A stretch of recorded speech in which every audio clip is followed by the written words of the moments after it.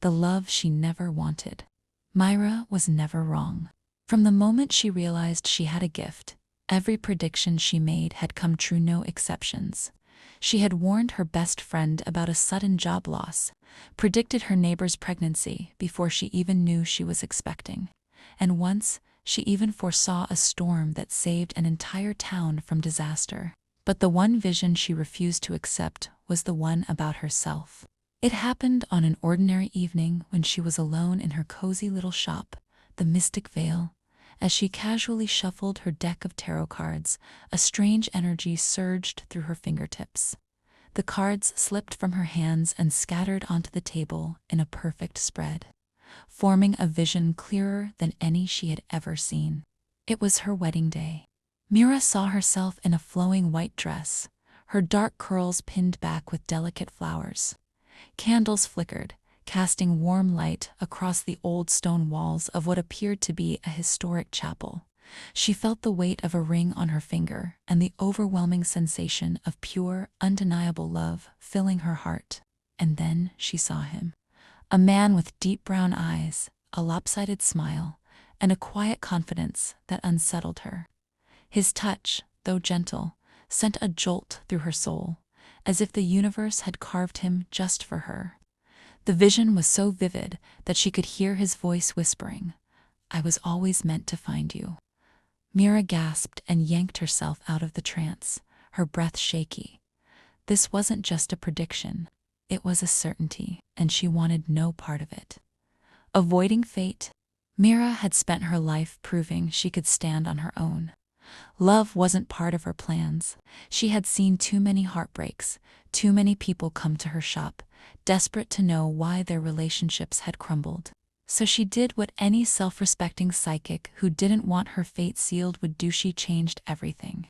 She cut her hair short, abandoned her usual haunts, and even refused to read for herself again. Most importantly, she avoided him, or at least, she tried to, because fate, as she should have known, is annoyingly persistent. She first saw him at the coffee shop on 6th Avenue. He was sitting by the window, sipping his drink and flipping through a book. Myra recognized his profile instantly, the strong jaw, the gentle slope of his nose. Panic shot through her, and she spun on her heel, dashing out of the cafe before he could see her.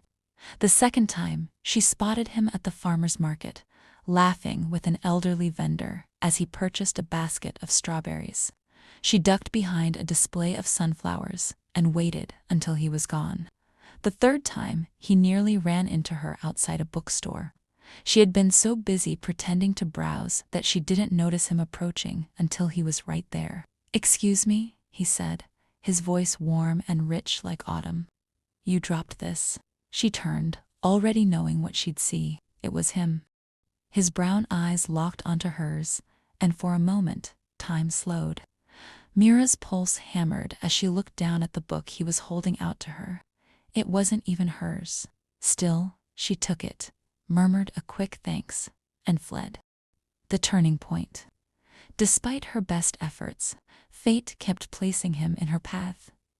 Eventually, Myra realized that avoiding him wasn't enough.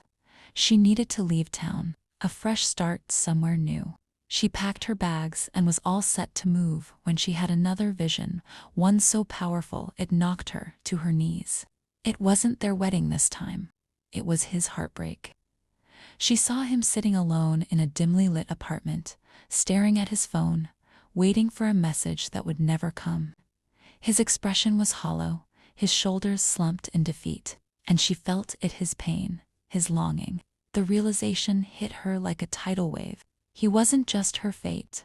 She was his. Myra could fight her destiny all she wanted, but what about his? Would she really deny him the love the universe had promised him? Would she deny herself? She sat in her half-packed apartment, staring at the suitcase that now felt meaningless. And for the first time, she wondered, what if fate wasn't a prison? What if it was a gift, letting go and falling in? The next morning, Myra walked into the same coffee shop she had once fled from.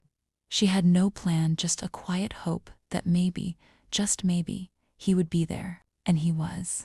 He looked up from his book, as if he had been waiting for her all along. Mira took a deep breath and walked straight to his table. "Hi," she said, nervous but sure. "I think we should talk." His smile was slow, knowing, "I was hoping you'd say that." As they sat together, talking for the first time, something inside Myra shifted.